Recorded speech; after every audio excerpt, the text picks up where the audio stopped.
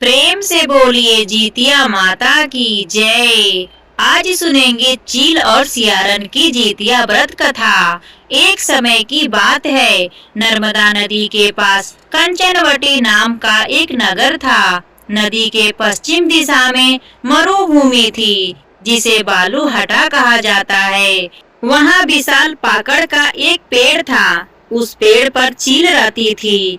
पेड़ के नीचे एक खोखर था, जिसमें सियारन रहती थी। चील और सियारन में गहरी दोस्ती थी। एक बार दोनों ने मिलकर कुछ स्त्रियों को जीतिया व्रत करते हुए देखा। तब उन्होंने यह व्रत करने का संकल्प लिया। फिर दोनों ने भगवान जीमूतवाहन की पूजा करने के लिए निर्जला व्रत रखा।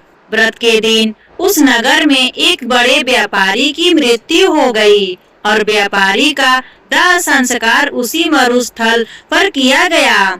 दिन बीतने के बाद जब रात हुई, तब वहाँ मौसम खराब हो गया। बिजली कड़कने लगी और बादल गरजने लगे। वहाँ पर बड़ा तूफान आ गया। अब सियारन को भूख लगने लगी। मुर्दा देखकर वह खुद को रोक ना पाई और उसने व्यापारी के शरीर को खा लिया और उसका व्रत टूट गया। पर चील ने संयम रखा और नियम और श्रद्धा से अगले दिन व्रत का पारण किया। फिर अगले जन्म में दोनों सहेलियों ने ब्राह्मण के परिवार में 2 पुत्रियों के रूप में जन्म लिया। चील बड़ी बहन बनी और उसका नाम शीलावती रखा गया।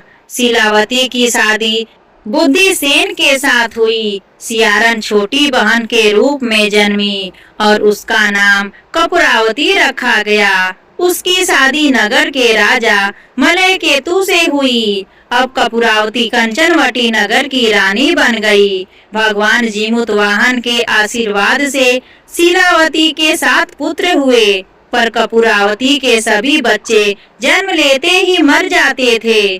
कुछ समय बाद शीलावती के 7 पुत्र बड़े हो गए। वह सभी राजा के दरबार में काम करने लगे। कपूरावती के मन में उन्हें देखकर ईर्ष्या की भावना आ गई और उसने राजा से कहकर शीलावती के सभी पुत्रों के सर कटवा दिए और उन्हें 7 नए बर्तन मंगवाकर उनमें रख दिया और लाल कपड़े से ढककर शीलावती के पास भिजवा दिया।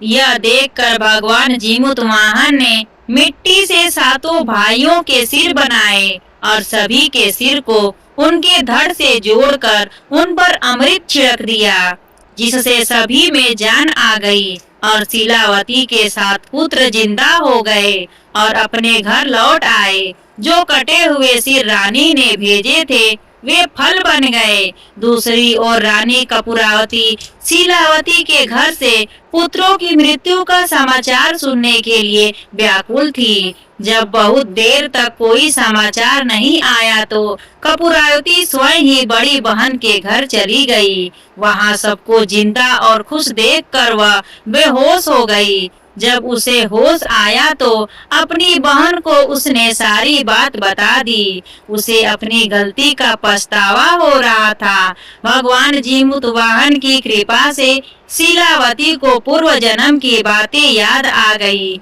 वह कपूरावती को लेकर उसी पाकड़ के पेड़ के पास गई और उसे सारी बात बताई। यह सुनकर कपूरावती उसी समय मृत्यु को प्राप्त हो गई।